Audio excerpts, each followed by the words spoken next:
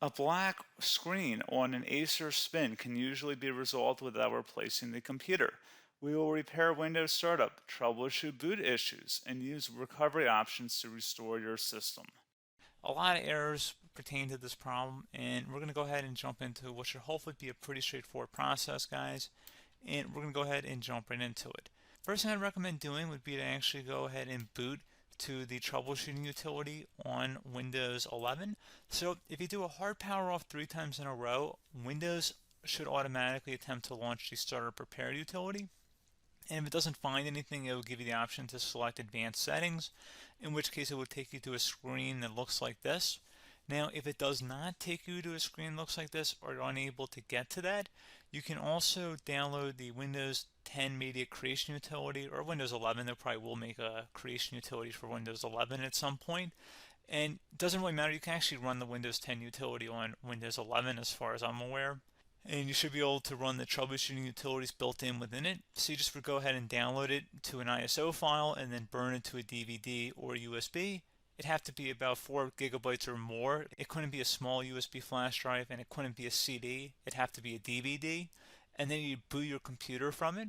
So depending on the computer manufacturer, you'd have to tap a different key on your keyboard in order to launch that menu, in order to select what boot drive you want to go off of. So it could be anything between the escape key, F2, F8, F12, for example. And those are the function keys on the top of your keyboard.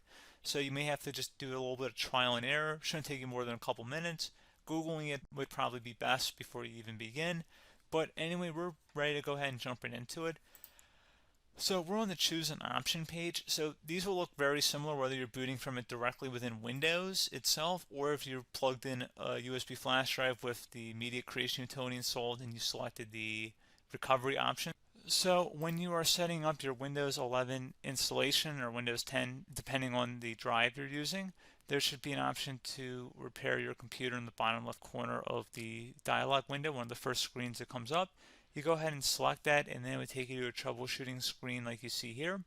And you want to go ahead and select troubleshoot, reset your PC, or see advanced options.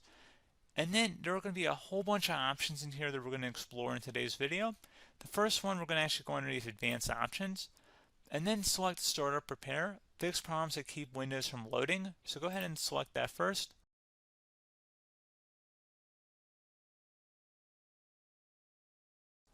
Okay, so you can see it could now repair our PC. That was our first option we could try. Something else, if we go back into advanced options here, and then select troubleshoot, we're going to go underneath advanced options again. You can go ahead and actually access safe mode by selecting startup settings. And then if you select the restart button, you have the option on the screen select safe mode with networking, which will give you a key on the screen. It'll tell you which key to press to enter that. I believe it's the F7 key. It'll do that for you. I'm not going to go over that in today's tutorial because I don't really want to go into safe mode, but you're more than welcome to attempt that by going into here and then selecting restart. Again, it'll launch another screen. It'll say what key do you want to press, and it'll give you like 7 or 8 different options, and you want to select safe mode with networking. There's also an option for a command prompt too, but that's going to be something we're going to cover later in this video, and we don't even have to go through that in order to access it. So that's why I'm not going to really push for that, because unless you know exactly what's causing the problem, you probably don't need to go into safe mode. Unless you're trying to recover files, in which case then you definitely can go into safe mode, but we're trying to actually recover our computer here. So I hope that makes sense. Something else we can also try here as well would be to uninstall updates, remove recently installed quality or feature updates from Windows. So if you go ahead and select that, you can uninstall the latest quality updates, which generally is the more day-to-day updates. Feature updates are the less regularly released ones, like the big ones. I would equate it to service packs in like Windows 7 and Windows Vista and Windows XP. So larger updates that occur once or twice a year at most. And the quality updates are more just a regular update. So probably obviously depend, it'll take longer if you're going to try and uninstall the latest feature update versus quality update. And maybe you don't need to go back that far. So just giving you guys a couple of pointers with that. Something else you can also look at here, and we're going to jump into the command prompt in a little bit, but you can select System Restore, which will use a restore point recorded on your PC to restore Windows. And this is something I would highly recommend here, guys. So select Next. Assuming you have a restore point saved on your computer, you go ahead and select the most recently created one, and you'll select next, and then you'll select the drive. You shouldn't actually have to select the drive. You can scan for affected programs, but we're going to keep it all default here, and then we're going to select finish. So once started, system restore cannot be interrupted. Do you want to continue? I think we're going to select yes. I don't think we have anything better to do on our computer right now, so just give it a moment here to initialize. It will take a couple minutes to run, obviously depending on how large your hard drive is and how much is saved on the system restore point. So just give it a couple minutes here.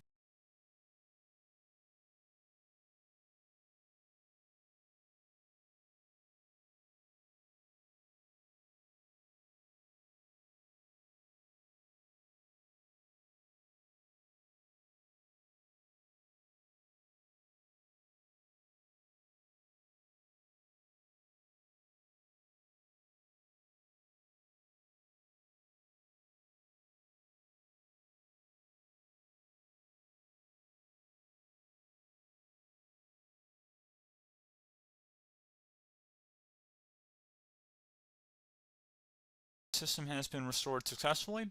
We're going to go over a couple different methods addition to that if that did not work. So I'm just going to pause the video and we're going to start back on the recovery screen that we started with. Okay, so a couple other things we can try here too. If you go back into troubleshoot, you can select reset your PC, while you choose to keep or remove your personal files and then reinstalls Windows. You can select to keep my files, which will remove apps and settings but keeps your personal files. You can also select remove everything, which will remove all of your personal files, apps, and settings. So this is more of a factory reset, the second option here. First option, it should not delete all of your personal files. However, it will pretty much clear most of your programs. And keep in mind, there's no guarantee that your information, number one, is even still available and easily recoverable on your computer to the point that you actually would be able to recover anything. And the second point is that there's always a chance that it won't actually recover and it will just do a factory reset anyway. So there's no guarantee that actually would keep your files anyway. So I would recommend trying to get a recovery tool and backing that up first before selecting it anyway.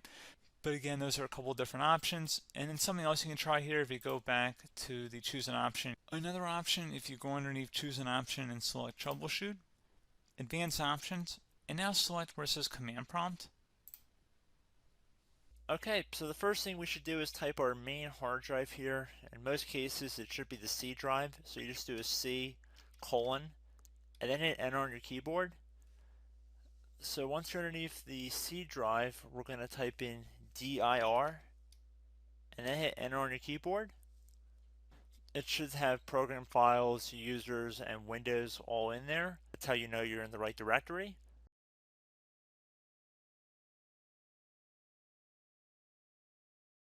In some cases, it might be the D drive as well, so just keep that in mind.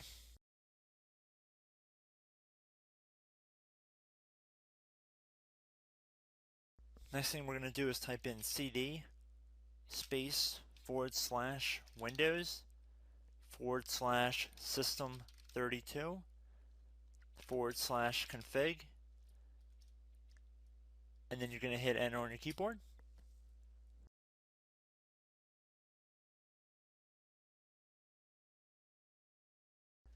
So now you're going to type md space backup. If you've seen other tutorials, it might also say to put down md backup. That's because the backup name is pretty common when you want to back something up. So you can name this whatever you want, doesn't have to be backup. So if you've already made a backup folder in the past, you could do backup 1, for example. So once you're done setting the name you want the backup to be called, hit enter on your keyboard again.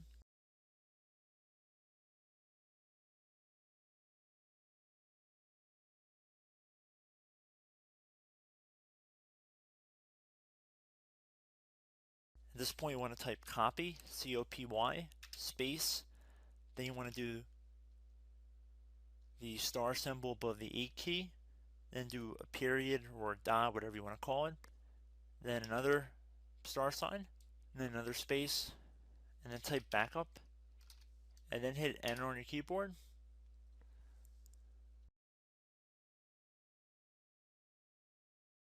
Now you want to type cd reg back, reg BACK, and then hit enter on your keyboard. So now that we are under the reg back, so now you want to type dir again, and then hit enter.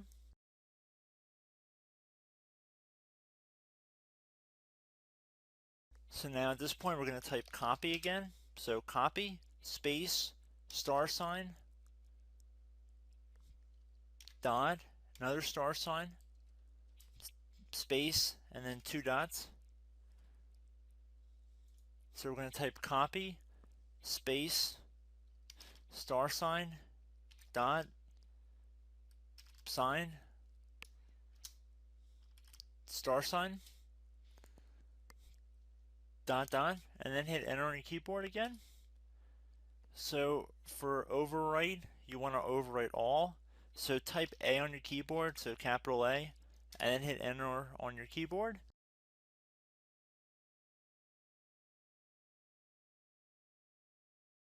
So at this point, you should be good to go. You can close out of the command prompt window, and if you accidentally continue to Windows 10, you should be all set.